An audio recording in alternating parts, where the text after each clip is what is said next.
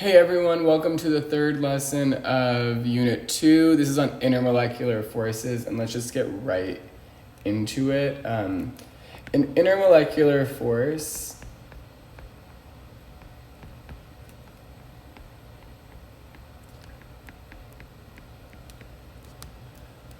is an attractive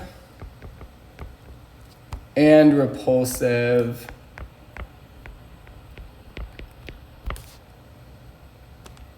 electrostatic force that arises between the molecules that make up a substance.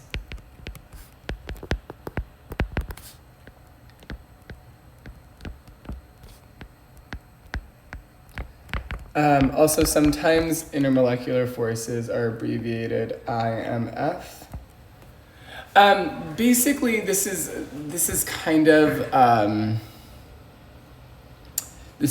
related to physics. It's kind of how the blend of chemistry and physics comes together is through intermolecular forces. Let's say that we have a beaker and that's filled with some kind of solution.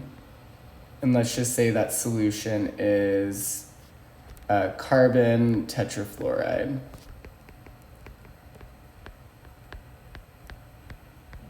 And of course, this is definitely aqueous, which means it's water-based, which means it's a liquid.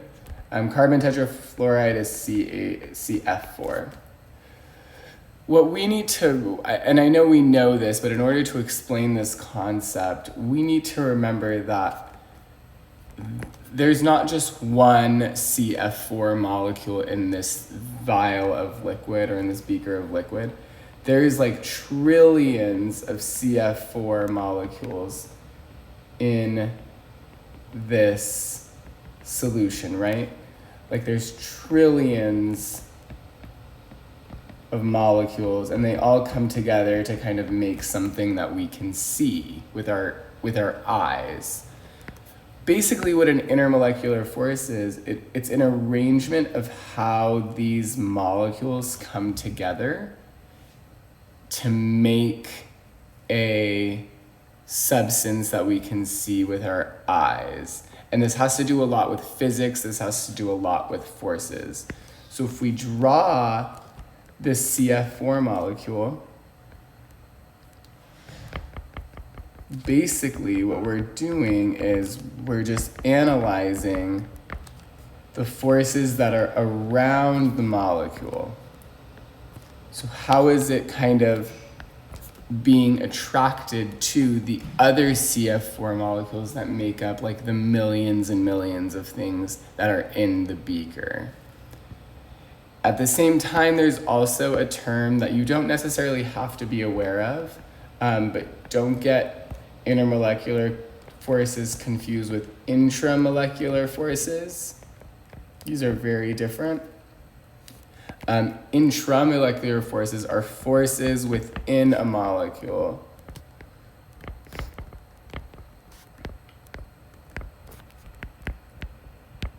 That hold atoms together. And again, if we're taking a look at CF4, the intramolecular forces kind of happen where the bonds occur. These forces are located within the bonds. They have to do with electrostatics. Remember, electrostatics is a physics term, but it has to do with like positive and negative charges, repulsion, and all that good stuff. As we kind of move forward, I want you all to be aware that intermolecular forces are kind of the all-knowing explanation of why everything happens in chemistry. They are what we call mediators for all interactions of matter.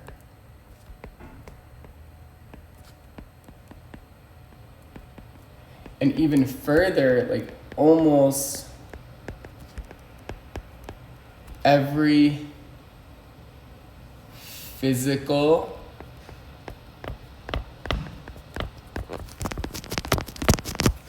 and chemical property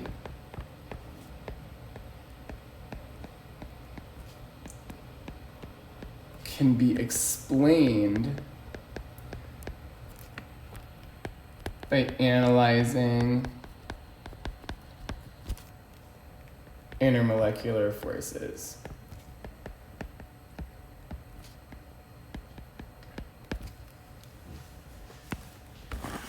And basically, what you'll be responsible for is knowing that the stronger the intermolecular forces are,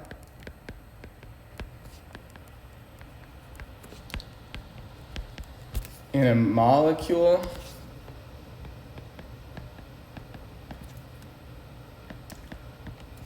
the harder it is to pull the molecule apart, or to pull the atoms of the molecules apart.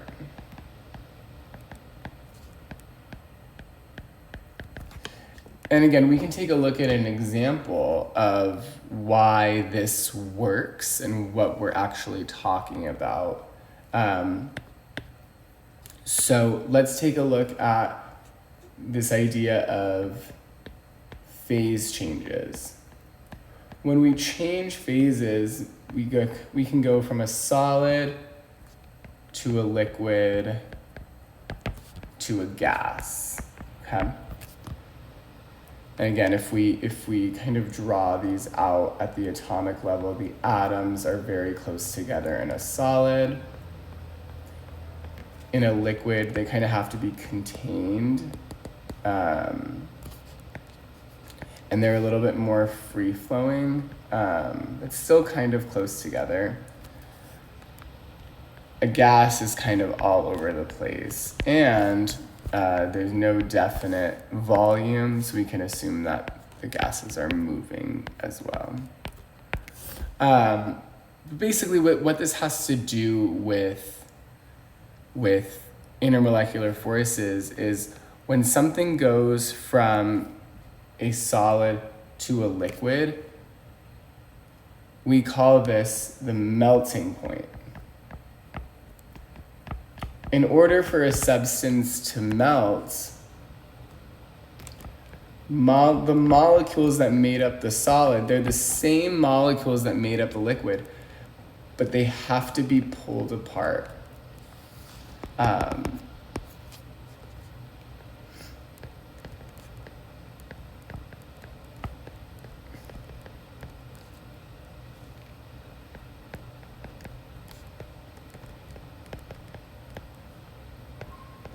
And again, they're pulled apart to make that liquid substance, okay?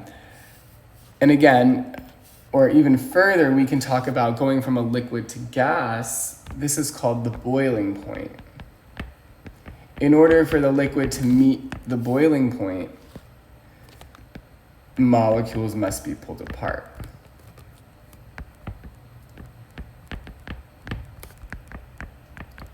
Because again, we're going from very atoms that are very close together to molecules that are very far apart.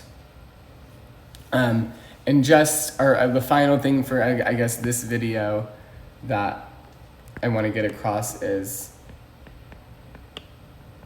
molecules with stronger intermolecular forces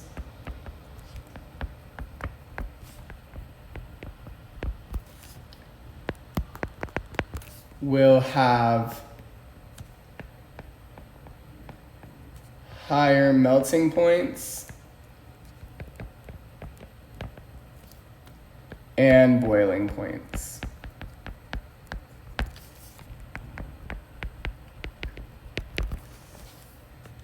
And at the same time, molecules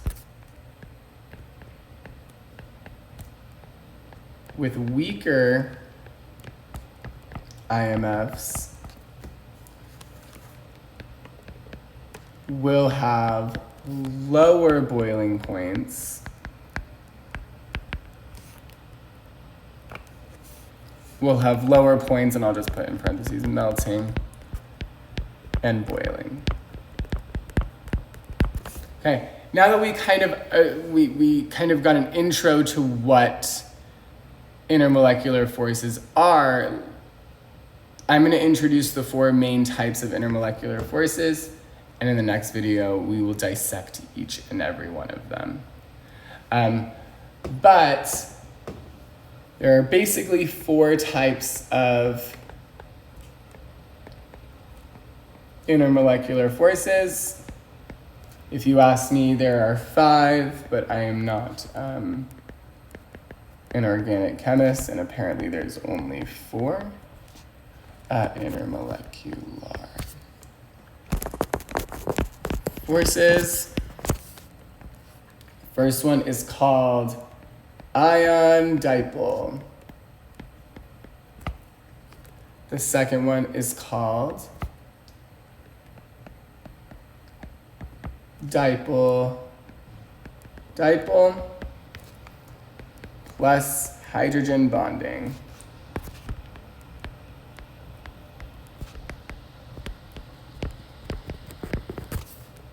The third one is called dipole induced dipole. And the fourth one is called induced dipole